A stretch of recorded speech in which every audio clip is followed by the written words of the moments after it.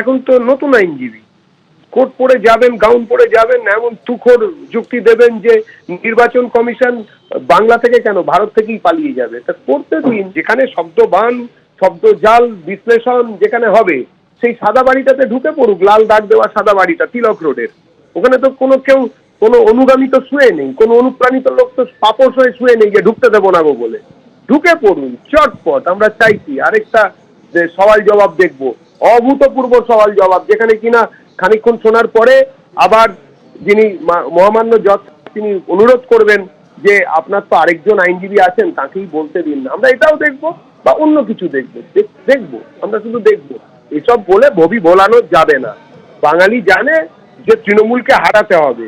EVM machine, পদ্মফুলের বোতাম টিপবে, জনতার সরকার প্রতিষ্ঠিত হবে, বাঙালির সরকার প্রতিষ্ঠিত হবে, তৃণমূলের সরকার আর থাকবে না। পরের খবরে আসবো। ফের বিরোধী দলনেতা শুভেন্দু অধিকারী তৃণমূল কংগ্রেসকে এপারের জামাত বলে আক্রমণ করলেন। তিনি বলছেন এপারের জামাত মানে তৃণমূল কংগ্রেস হুমায়ুন কবির ওপারের জামাতকে জিতিয়েছে, এবার ওপারের জামাত এবারের বিধানসভা নির্বাচনে এদের সাহায্য করবে। কি বলেছেন দেখুন।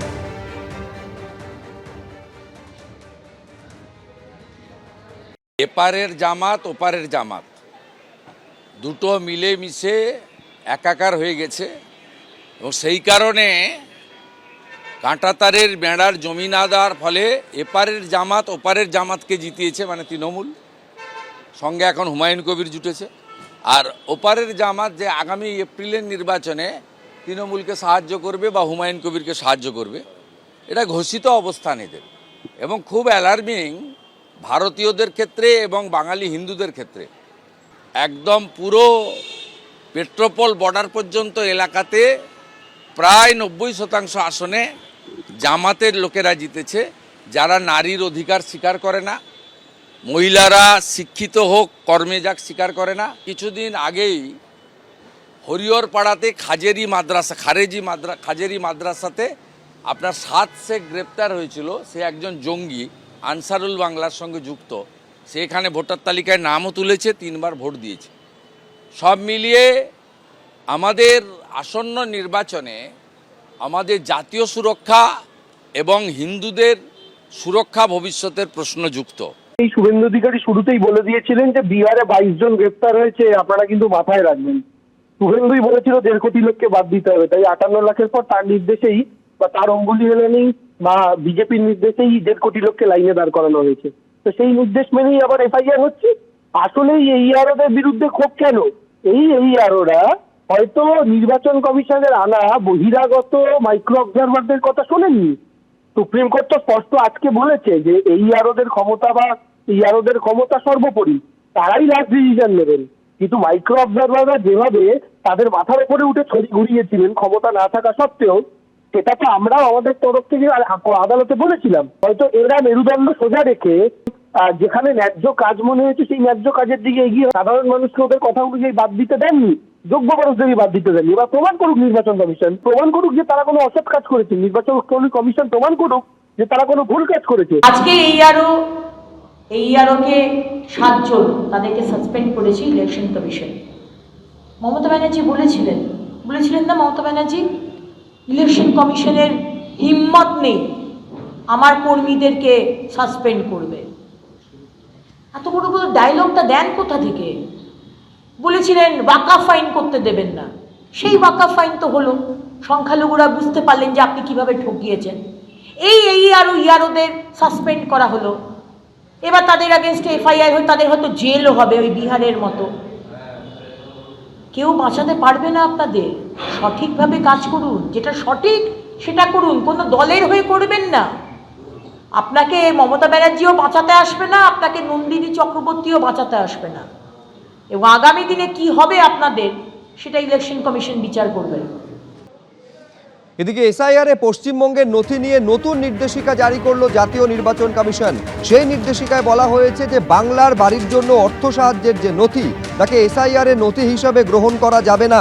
এসআইআরে সরকার প্রদত্ত জমি বা বাড়ির জন্য যে বরাদ্দ সার্টিফিকেট, সেটা গণ্য হবে। প্রধানমন্ত্রী আবাস যোজনা, ইন্দিরা আবাস যোজনা প্রকল্পের ক্ষেত্রেও প্রযোজ্য একই নির্দেশিকা। আধিকারিকদের এই নির্দেশিকা বা এই নিয়ম কঠোরভাবে মানতে হবে বলে নির্দেশ দিয়েছে জাতীয় নির্বাচন কমিশন। সিইও দফতরে প্রশ্নের উত্তরে ব্যাখ্যা দিয়েছে জাতীয় নির্বাচন কমিশন।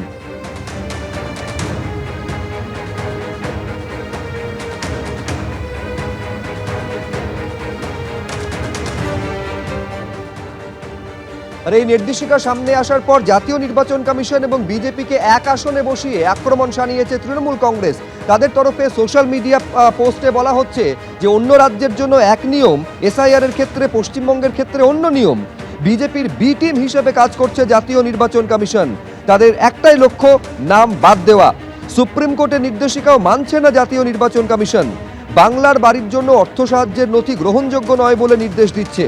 ভোটারদের আস্থা জেতায় লক্ষ্য হওয়া উচিত কমিশনের, ভয় দেখানো বা নাম বাদ দেওয়া নয়। জাতীয় নির্বাচন কমিশন সাংবিধানিক সংস্থা, মানুষের ভোটাধিকার রক্ষা করাই কর্তব্য, রাজনৈতিক দলের স্বার্থ রক্ষা করা নয়। এটা নির্বাচন কমিশন নয়, এটা নির্বাচন আমিশন।